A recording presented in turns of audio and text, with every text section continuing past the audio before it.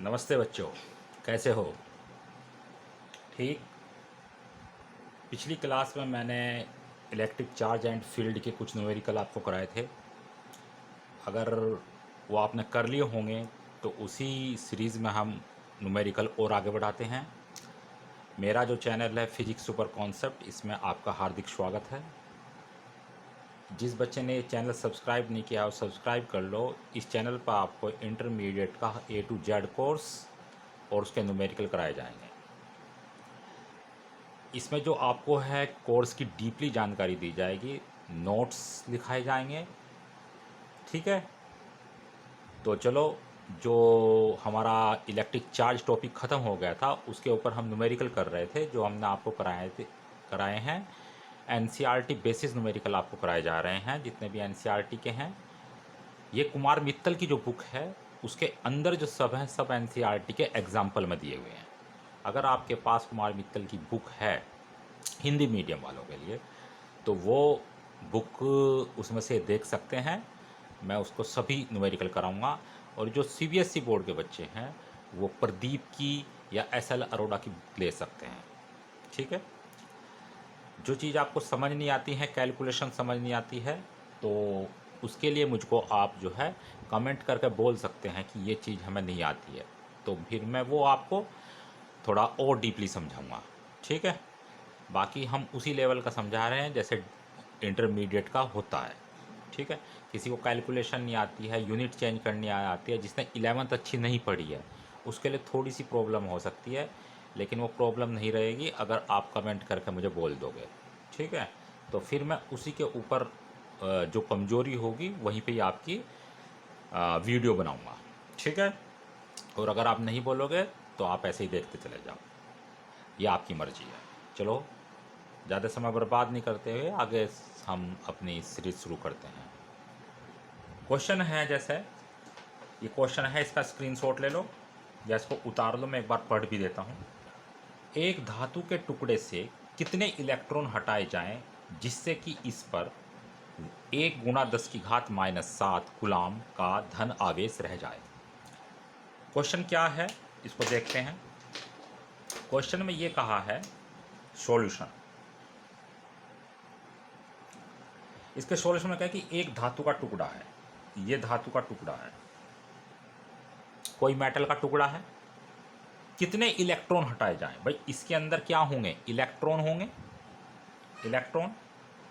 तो कहता है कि अगर इससे कितने इलेक्ट्रॉन, यानी इलेक्ट्रॉन इससे बाहर निकाले जाएं, इससे कितने इलेक्ट्रॉन बाहर निकाले जाएं कि इस पर इतना पॉजिटिव चार्ज आ जाए, इतना।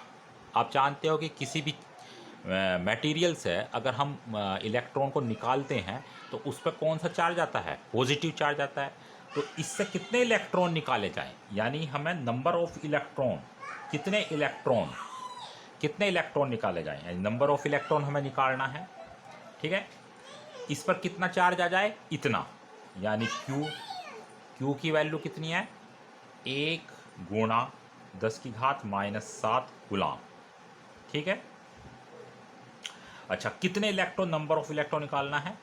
इलेक्ट्रॉन के ऊपर जो चार्ज होता है वो होता है -1.6 × 10⁻⁻19। ठीक है, हमारे पास एक मिलिकन साइंटिस्ट है, उन्होंने एक फॉर्मूला दिया था, Q = Ne, प्लस माइनस भी था यहाँ। तो हमें यहाँ नंबर ऑफ इलेक्ट्रॉन निकालने हैं, तो n = Q/E, वैल्यू रखो। Q की वैल्यू कितनी होगी, 1 × 10⁻⁷ अपॉन एक इलेक्ट्रॉन पर चार्ज कितना, 1.6 × 10⁻⁻19। हम यहाँ माइनस नहीं लेंगे क्योंकि ये नंबर ऑफ संख्या है। ठीक है, पॉइंट हटाओ, जीरो बढ़ाओ, कितना हो गया यहाँ 10, यहाँ हो गया 10/16 गुणा, ये माइनस का 19 ऊपर चले जाएगा, प्लस का हो जाएगा, 19 में से 7 गए 12, और इससे भाग देंगे, ये भाग होकर आएगा 0.1696, 4, 16 दूनी 32, 8, 16 पंजे 80। तो इस पॉइंट को यहाँ पे ले आए डेसिमल को, तो हमारे पास आएगा 6.25 इंटू 10⁻11। जब इधर से चलती है तो 11 माइनस में पड़ती है ना घात, जब इधर चलती है तो माइनस में। तो ये देखो 6.25 माइनस में एक गई तो 12 में से गया 10, ये इसका आंसर। उतार लो उसको, स्क्रीनशॉट ले लो, पॉज करके उतार लो। ओके, आगे चलते हैं।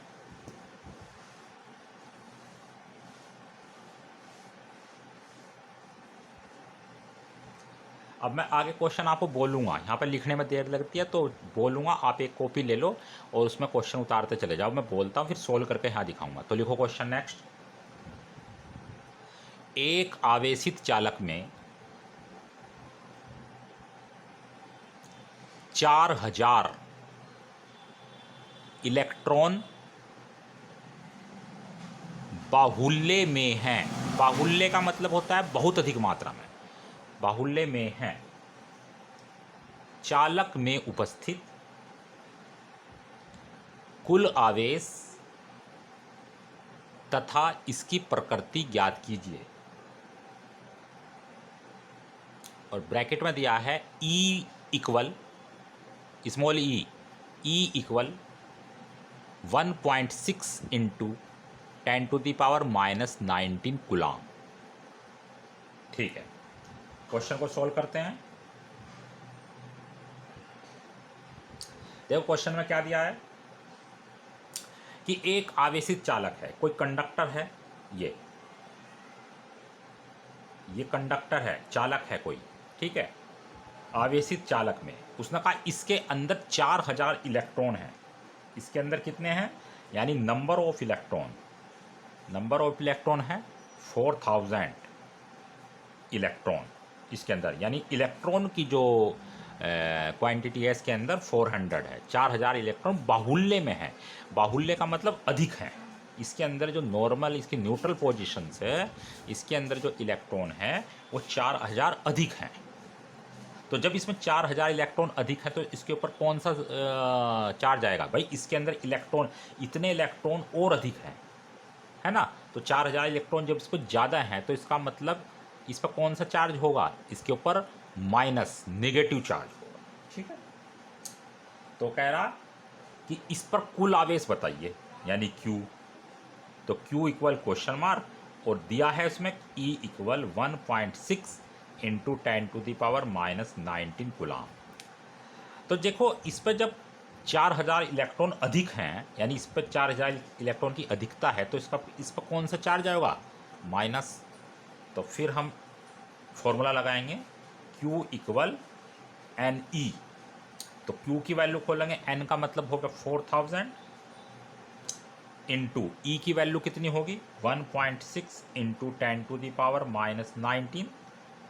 16 से गुना करेंगे तो 16 चौक 64, 1 2 3 1 2 3 और डेसिमल होगा यहाँ इंटू 10⁻⁻19। ओके, या फिर इस डेसिमल को हम यहाँ पे लेकर आएंगे 1 2 3, यानी होगा 6.4 इंटू 10⁻, कितने डिजिट पार्ट लगेगा 1 2 3 प्लस के 3, यानी प्लस के 3, और ये कितना है 10⁻⁻19। 19 में से 3 गए, कितने बच गए 16, यानी 6.4 into 10⁻⁻16। Negative charge,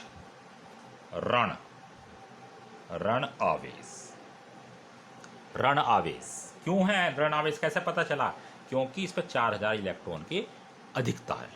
next question देखते हैं, इसको उतार लो।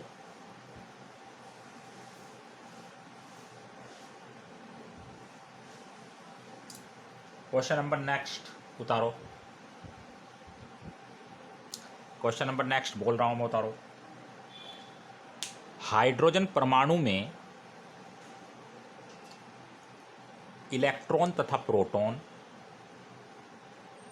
के बीच दूरी 5.3, ये 5.3 इंटू 10⁻⁻11 मीटर इतनी है। Full stop. उनके बीच वैद्युत आकर्षण बल का परिकलन कीजिए, फुल स्टॉप। इस बल की गुरुत्वाकर्षण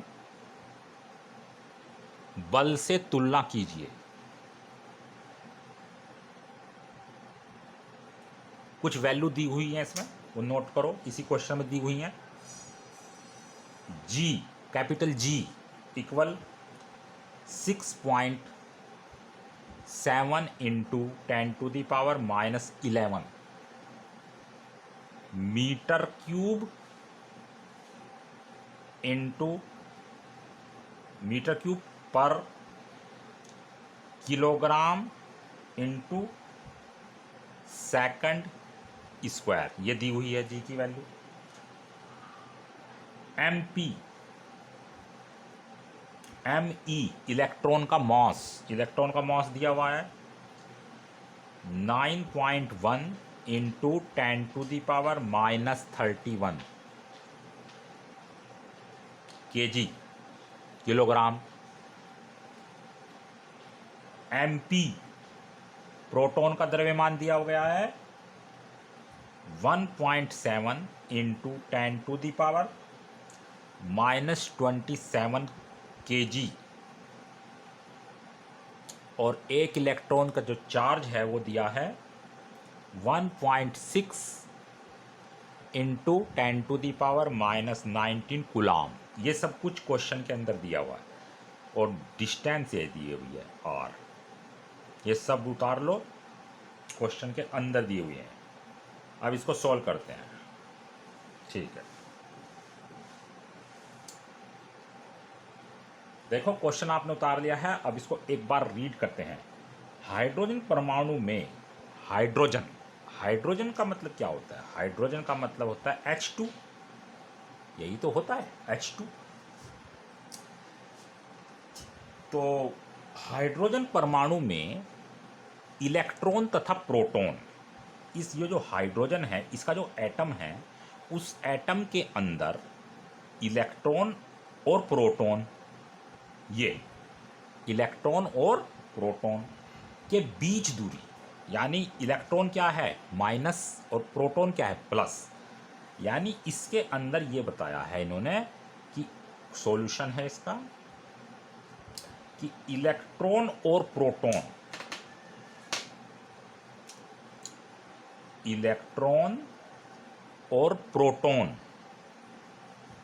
के बीच दूरी ये R, यह है 5.3 इंटू 10⁻⁻11 मीटर। ये इतनी डिस्टेंस है इलेक्ट्रॉन और प्रोटॉन के बीच।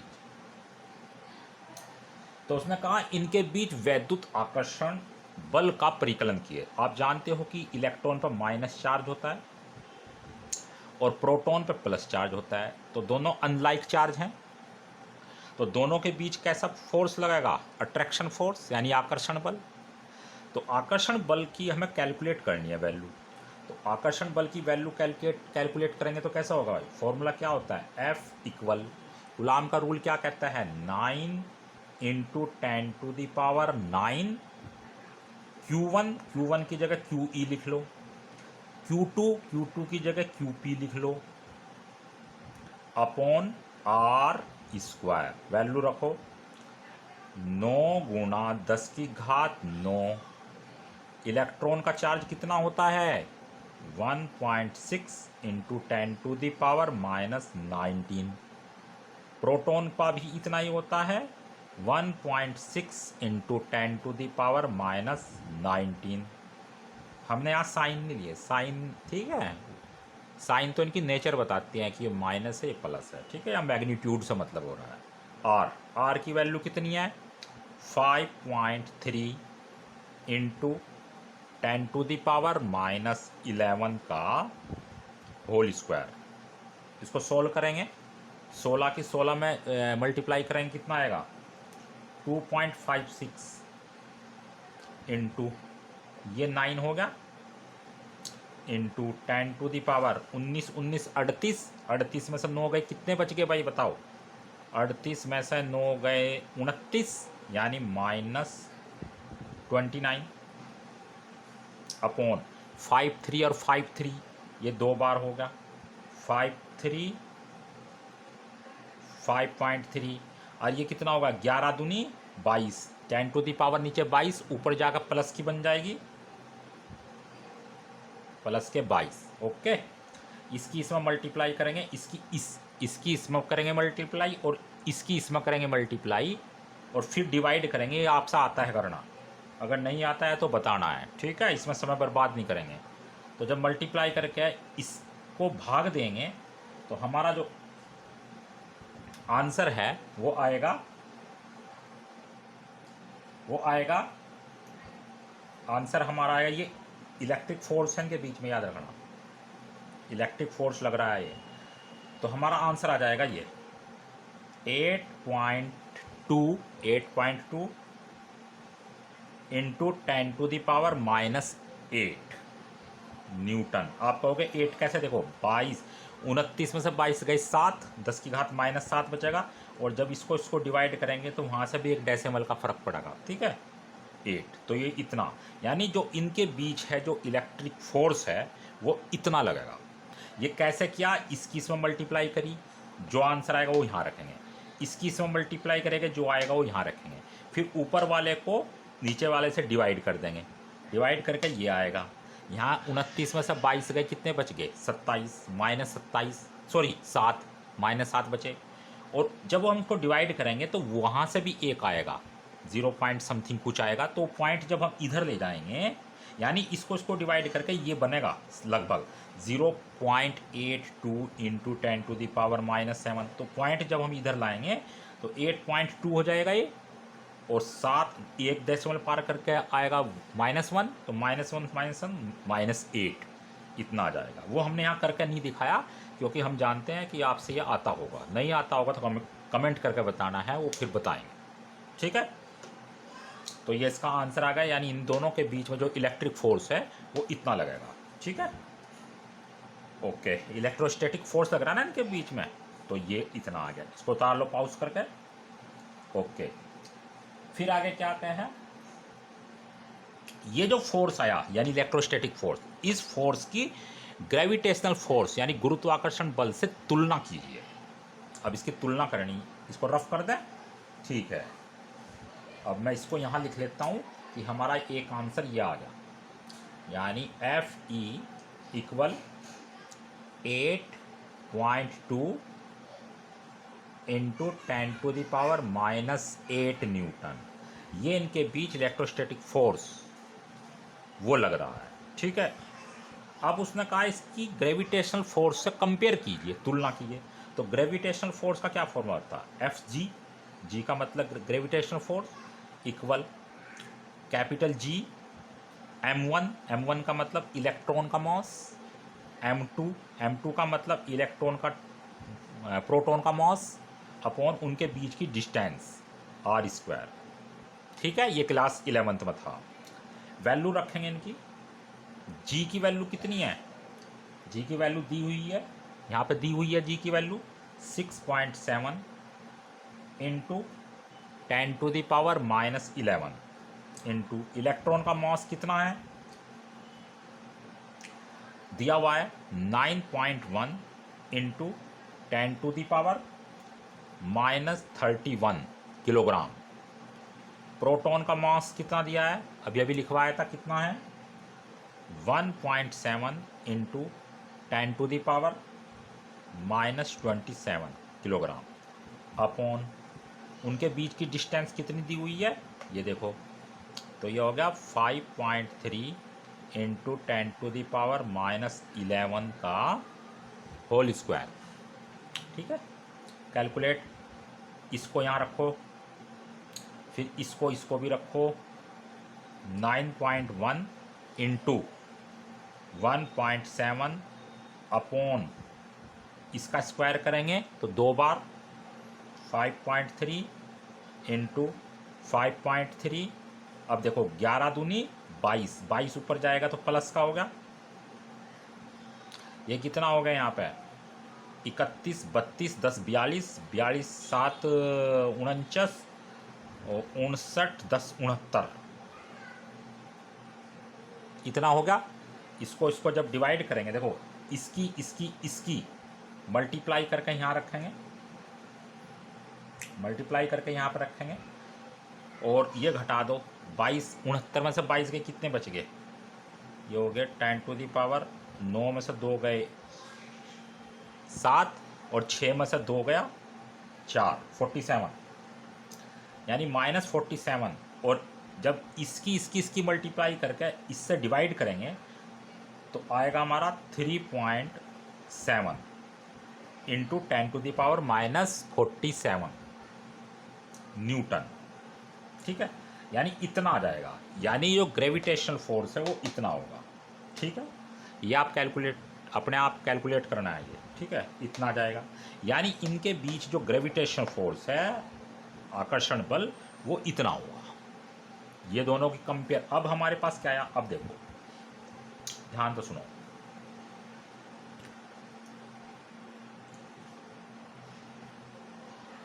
अब देखो जरा, अब इनकी दोनों की कंपेयर करनी, ये इलेक्ट्रिक फोर्स और ये ग्रेविटेशनल फोर्स, दोनों की उतार लो उसको। ठीक है, अब इनकी कंपेयर करेंगे, तो देखो कंपेयर करने क्या होगा, कंपेयर करके हमारा ये आएगा, अब ये होगा हमारा, देखो FE upon FG compare. FE की वैल्यू कितनी आई है, 8.2 into 10 to the power -8 upon 3.7 into 10 to the power -47। ठीक है, जब इसको कैलकुलेट करके डिवाइड करेंगे तो कितना आएगा भाई, इसको इससे डिवाइड करेंगे, यानी 8.2 को 3.7 से डिवाइड करेंगे तो ये आ जाएगा 2.2, और ये ऊपर जाएगा प्लस का, 17 में से 8 गए, कितने बच गए बताओ, 17 में से 8 गए, कितने बच गए भाई, 9 है ना, 17 में से 8 गए 9, और ये कितना बच गए यहाँ 3, यानी 39, यानी हमारा ये आया, यानी FE जो है वो FG यानी 2.2 into 10 to the power 39 FG। इसका मतलब है कि जो इसके बीच में वैद्युत बल, इलेक्ट्रिक फोर्स लग रहा था, वो इलेक्ट्रिक फोर्स जो ग्रेविटेशनल फोर्स था उसका इतने गुना है, 2.2 गुना 10 की घात 39। यानी इलेक्ट्रिक फोर्स जो है वो जो वैद्युत बल इनके बीच में लग रहा है, FE इलेक्ट्रिक फोर्स, वो इस ग्रेविटेशनल फोर्स का इतने गुना है। और आपको पता है कि इलेक्ट्रिक फोर्स ग्रेविटेशनल फोर्स से बहुत बड़ा होता है, तो देखो यहाँ इसके कितने गुना है, पॉजिटिव में आई है इसकी पावर, तो इतना बड़ा है। तो ये कंपेयर होगी कि जो इलेक्ट्रिक फोर्स है वो ग्रेविटेशनल फोर्स से इतना बड़ा है। कंपेयर का मतलब क्या है, कंपेयर का मतलब एक दूसरे के मुकाबले कितना कम या ज़्यादा है। अगर ग्रेविटेशनल फोर्स 1 है तो इलेक्ट्रिक फोर्स उसका इतने गुना है, समझ में आया, तो ये कंपेयर हो गया हमारी। ठीक है, तो ये क्वेश्चन हमारा सोल्व हुआ। नेक्स्ट क्वेश्चन देखो, 2 प्रोटॉन के बीच की दूरी की गणना कीजिए यदि उनके बीच का प्रतिकर्षण बल एक प्रोटॉन के भार के बराबर हो।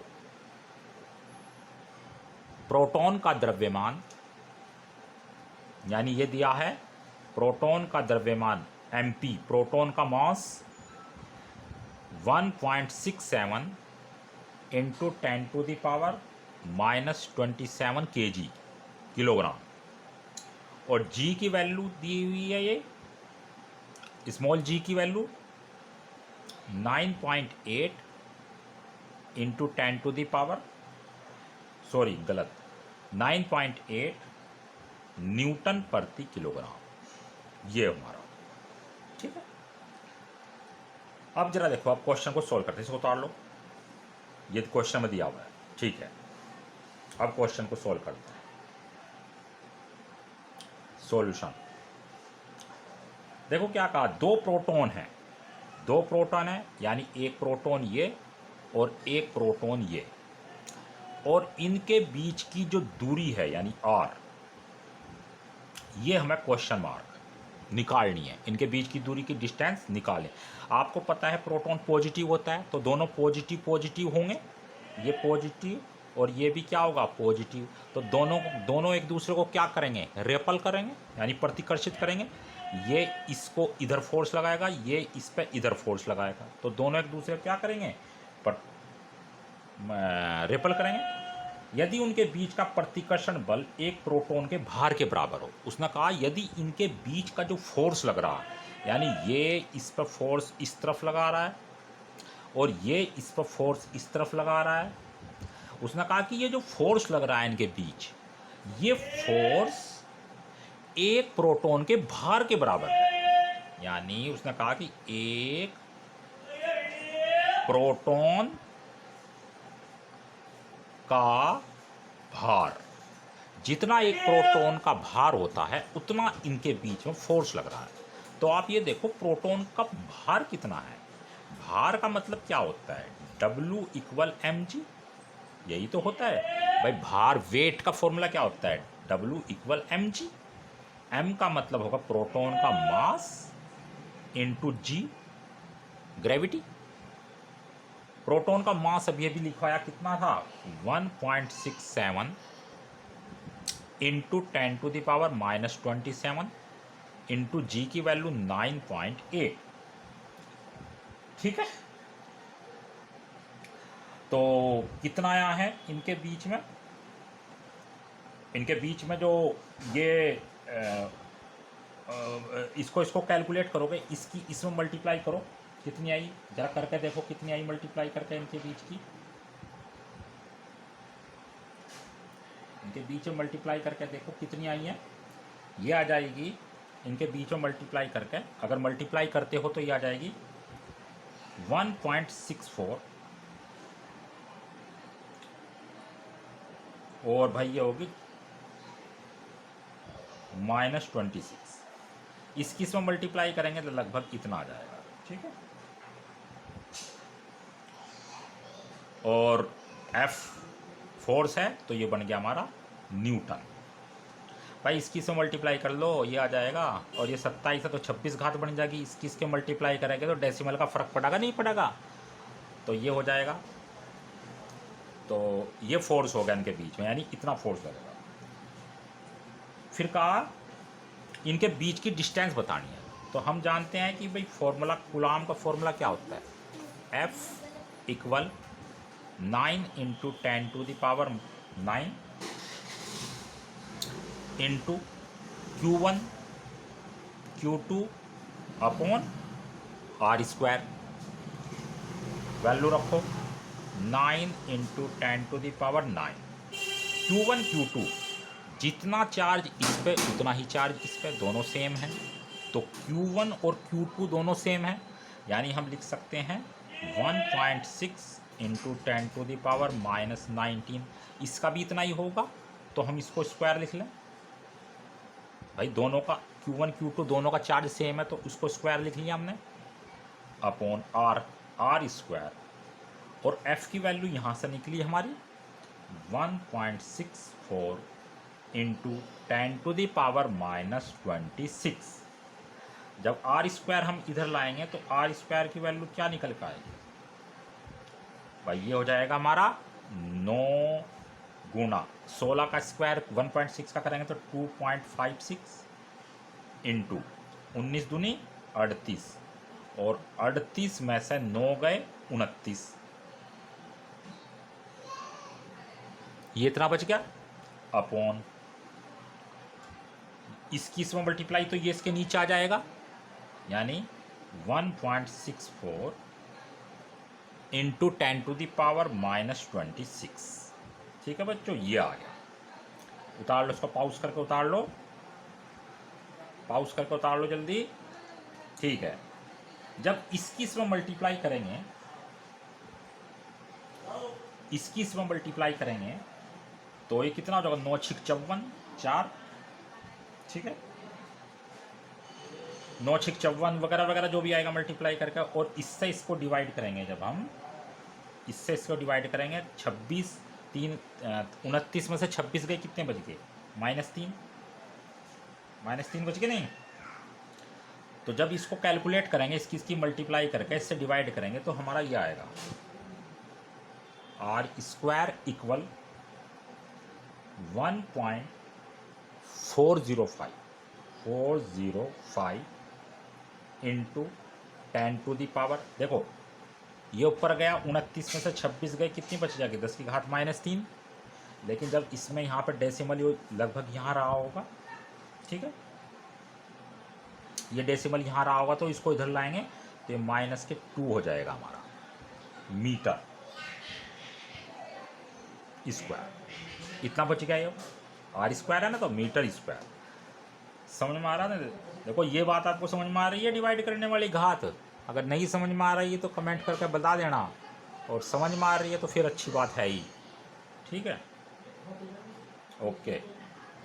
तो अब इसको सोल्व करते हैं, मिटा दे इसको, ठीक। तो इसको सोल्व करते हैं हम। जब हम यहाँ पे r निकालेंगे तो r इक्वल, जब स्क्वायर हटाते तो रूट कर देते हैं हम किसी भी डिजिट का, ये रूट होगा 1.405 इंटू 10⁻⁻2 मीटर स्क्वायर। अब ज़रा देखो, ये हो जाएगा 1.045 इंटू, देखो जब रूट करते हैं तो जितनी पावर होती है उसकी आधी कर देते हैं, तो ये इतनी होगी, मीटर स्क्वायर इसकी पावर आधी कर दी तो ये बन गया मीटर। और इसका रूट आपको निकालना आता होगा, और नहीं आता होगा तो कमेंट करके बोलना है, तो रूट करना सिखाएंगे। क्योंकि अगर मैं यहाँ पे करने बताऊँगा तो सवाल बहुत अधिक हैं, उनका समय हट जाएगा। तो ये कैलकुलेशन आपको आनी चाहिए, ओके। तो इसका जब रूट करेंगे तो ये आ जाएगा 0 पॉइंट, यानी ऐसा आएगा लगभग 1.18 इंटू 10⁻⁻1 मीटर। अगर पॉइंट को मैं यहाँ ले आऊँ तो ये हो जाएगा 0.118। देखो इधर जाएगी तो प्लस में बढ़ेगी, और वो प्लस वाली घात इस माइनस वाले को कैंसिल कर देंगे तो ये बन जाएगा मीटर। तो ये हो गया हमारा आंसर, ओके, ठीक है। नेक्स्ट क्वेश्चन लिखो, नेक्स्ट क्वेश्चन लिखो, उसे उतार लो, चलो लिखो। थोड़ा अगला क्वेश्चन थोड़ा बड़ा है, लिखो 10-10 ग्राम, ऐसे लिखो 10-10 ग्राम, इस तरह 10-10 ग्राम द्रव्यमान के तांबे के 2 गोले वायु में 10 सेंटीमीटर की दूरी पर हैं, फुल स्टॉप। प्रत्येक 10⁻6 तांबे के परमाणुओं के लिए एक गोले से एक इलेक्ट्रॉन दूसरे गोले पर स्थानांतरित किया जाता है। स्थानांतरित का मतलब ट्रांसफर किया जाता है, फुल स्टॉप। इलेक्ट्रॉनों के स्थानांतरण के बाद दोनों गोलों के बीच कूलाम बल की गणना कीजिए। और ब्रैकेट में लिखा हुआ है आवागार्दो संख्या, आवागार्दो संख्या यानी n 6.022 इंटू 10⁻23 मोल इनवर्स। तांबे का परमाणु भार और लिखा है तांबे का यानी कॉपर का एटॉमिक मास, परमाणु भार बराबर 63.5 ग्राम प्रति मोल। और इलेक्ट्रॉन का आवेश आप जानते हो E = 1.6 इंटू 10⁻⁻19 कूलम। ये दिया है क्वेश्चन में, ठीक है। अब क्वेश्चन को सॉल्व करते हैं, उतार लो इसको, ये क्वेश्चन में दिया हुआ सब, ठीक है। क्वेश्चन को सॉल्व करते हैं। देखो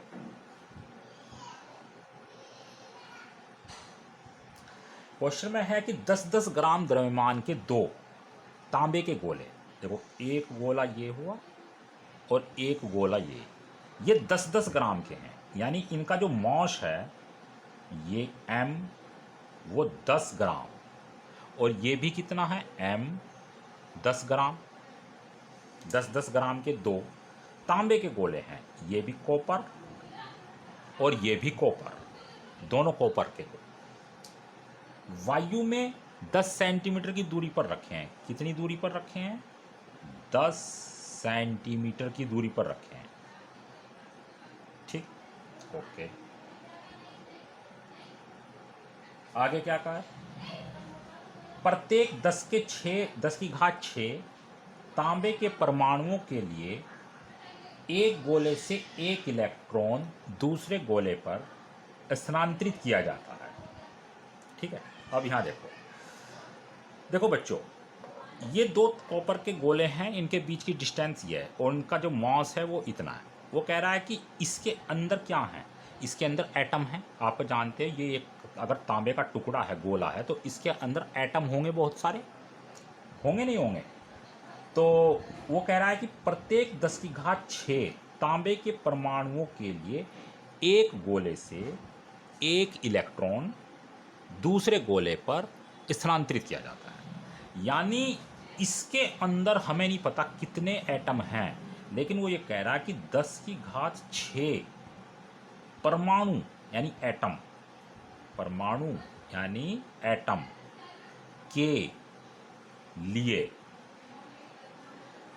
इतने एटम के लिए एक इलेक्ट्रॉन इधर से इधर जाता है। यानी एक इलेक्ट्रॉन तब जागा, एक इलेक्ट्रॉन गया इधर से इधर, इतने एटम के लिए एक इलेक्ट्रॉन गया इधर। फिर क्या कहा? इलेक्ट्रॉन के स्थानांतरण के बाद, यानी जब इलेक्ट्रॉन इधर से इधर चले गए, तो दोनों के बीच कूलॉम बल बताइए। तो अब एक बात देखो, जब इलेक्ट्रॉन इधर से इधर गया तो यहाँ पे कौन सा चार्ज आया? पॉजिटिव। और यहाँ पे कौन सा आया? यहाँ पर आया निगेटिव। तो जब इन पर चार्ज आ गया पॉजिटिव निगेटिव, तो इनके बीच में अट्रैक्शन फोर्स लगने लगा, नहीं? ठीक है, इलेक्ट्रॉन गए।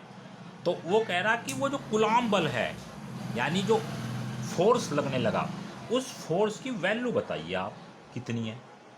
तो कूलॉम फोर्स का क्या फॉर्मूला है?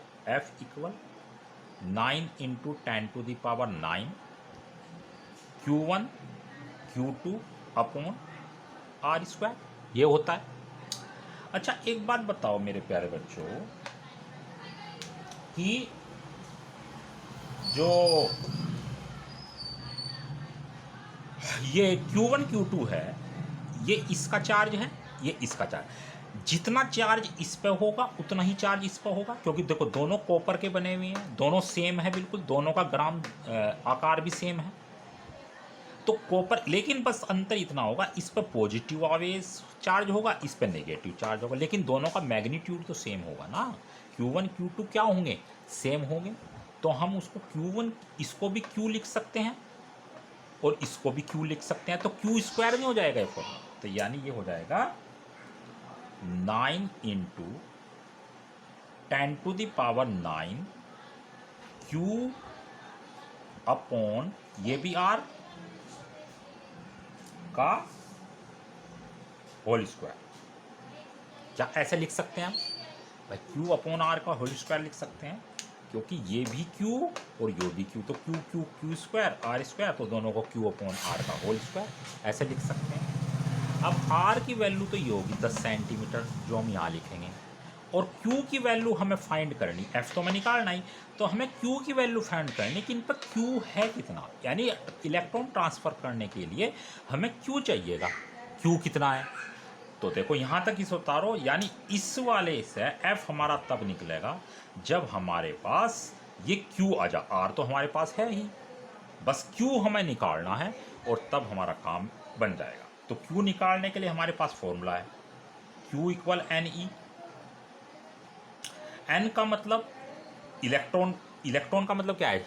चार्ज, इलेक्ट्रॉन पर चार्ज, और एन का मतलब कितना है? Number of electrons. अब आप ये तो देखो, अगर क्यू निकालना है कि इधर से इधर कितने इलेक्ट्रॉन गए प्यारे बच्चों, भाई यहाँ पे इधर से इधर गए कितने इलेक्ट्रॉन, तभी तो हमें नंबर ऑफ इलेक्ट्रॉन पता चलेगा। मान लो इधर से इधर 50 इलेक्ट्रॉन गए, तो 50 और 1 इलेक्ट्रॉन पर चार्ज इतने मल्टीप्लाई करके तो हमारा क्यू, ये फिर तब हम कहेंगे कि इस पर इतना चार्ज, इस पर इतना चार्ज। लेकिन एन निकालने के लिए, ये नंबर ऑफ इलेक्ट्रॉन निकालने के लिए हम करेंगे क्या? अब नंबर एन निकालने के लिए कितने इलेक्ट्रॉन इधर से इधर चार्ज ट्रांसफ़र हुए वो देखेंगे। अब इसको उतार लो, आप पहले इसको उतारो यहाँ तक, यानी हमें ये फॉर्मूले में क्यू निकालने के लिए हम अब एन, यानी एन, अब हमें एन निकालना, यहाँ पहले हमें एन निकालना पड़ेगा। उस एन को निकालने के लिए हम यहाँ रखेंगे एन को, फिर इसकी से मल्टीप्लाई करेंगे तो क्यू आ जाएगा, क्यू को फिर हम यहाँ रखेंगे, और तो हमारे पास है ही, तब हमारा एफ निकल पाएगा। तो हमारा मेन मकसद क्या है? एन निकालना। तो एन निकालने के लिए करते हैं, देखो काम क्या करते हैं, इसको रफ कर दें। अब जरा देखो क्या है। देखो बच्चों, जो कॉपर होता है, कॉपर का एटॉमिक मास कितना दिया है, कॉपर का वजन कितना दिया है, द्रव्यमान परमाणु भार कितना दिया हुआ है, वो दिया है 63.5। देखो अभी लिखाया था मैंने 63.5 ग्राम, है ना, ग्राम, यानी इतने ग्राम, ठीक है। अच्छा, एक दिया हुआ था हमारा अभी भी क्वेश्चन में एन, अवगार्दो संख्या 6.022 इंटू 10⁻23 यह है। इसका मतलब है प्रति मोल, यानी एक मोल में, केमिस्ट्री में आपने पढ़ा होगा कि इसके एक मोल में इतने परमाणु हैं, इतने, एक मोल में इतने हैं, इतने परमाणुओं की संख्या है, ये इतने, ठीक है।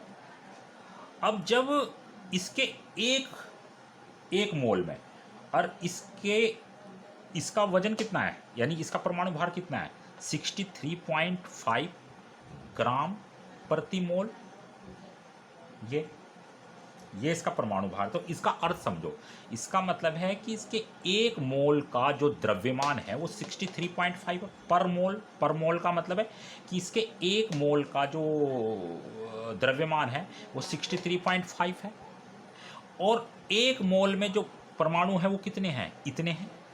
तो इसका मतलब है कि हम ये कह सकते हैं कि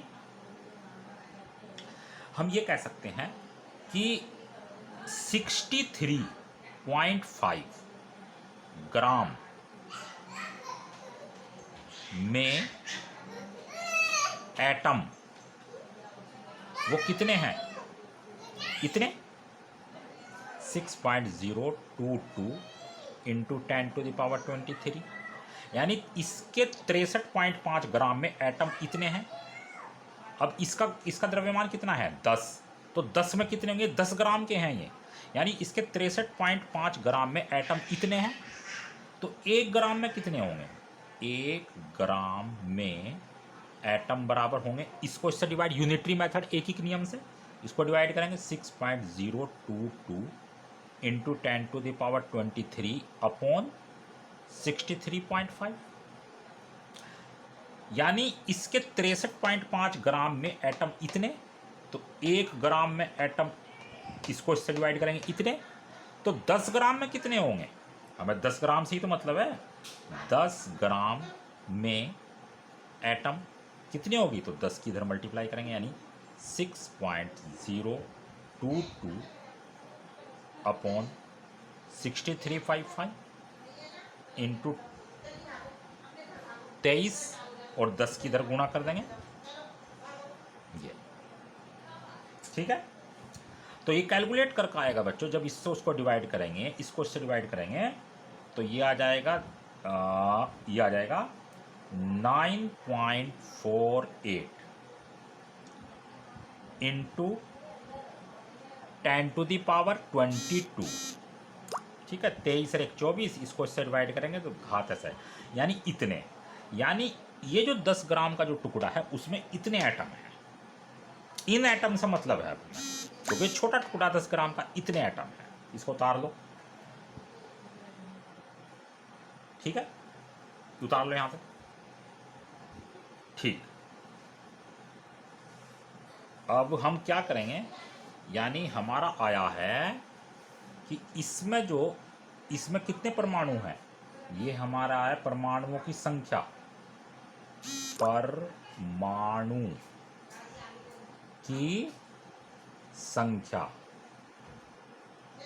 ये आई हमारी 9.48 इंटू 10⁻²2, यानी इन टुकड़ों में इतने परमाणु हैं।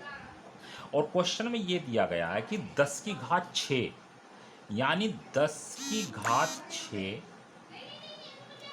10 की घात 6, उसने लिखा 10 की घात 6 तांबे के परमाणुओं के लिए एक गोले से एक इलेक्ट्रॉन दूसरे में जाता है, यानी इसके अंदर 10 की घात 6 परमाणु के लिए